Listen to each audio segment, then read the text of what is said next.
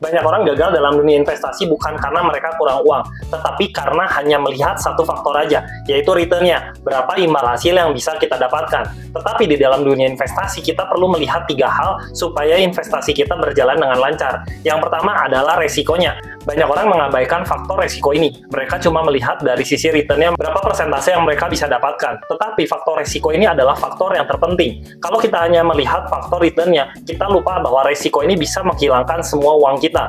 Kalau semakin tinggi imbal hasil yang diberikan, maka semakin besar juga resiko yang perlu kita terima. Yang kedua adalah return-nya. Tetap di dalam dunia investasi, kita perlu memperhitungkan berapa return yang kita bisa dapatkan. Contohnya di dalam dunia deposito, mungkin 2-3% itu adalah hal yang wajar. Tapi kalau kita mau menghasilkan return yang lebih tinggi, tetapi masih dalam batas aman, misalkan obligasi pemerintah itu berkisar antara 5-8% per tahunnya. Lalu kalau semakin tinggi seperti saham atau Bitcoin, maka returnnya bisa lebih tinggi, tetapi risknya juga mengikuti lebih tinggi.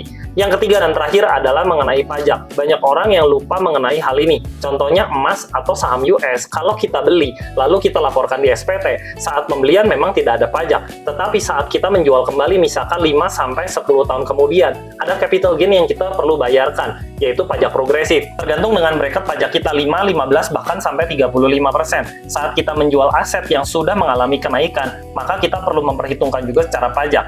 Jadi nggak cuma masalah soal return aja, tetapi risk, return, dan juga pajak ini yang perlu kita pertimbangkan saat kita mau melakukan investasi. Apalagi investasi jangka panjang, misalkan untuk dana pensiun kita. Nah, itu aja sedikit share dari aku mengenai investasi. Boleh komentar di bawah kalau masih ada pertanyaan. Kita ngobrol yuk!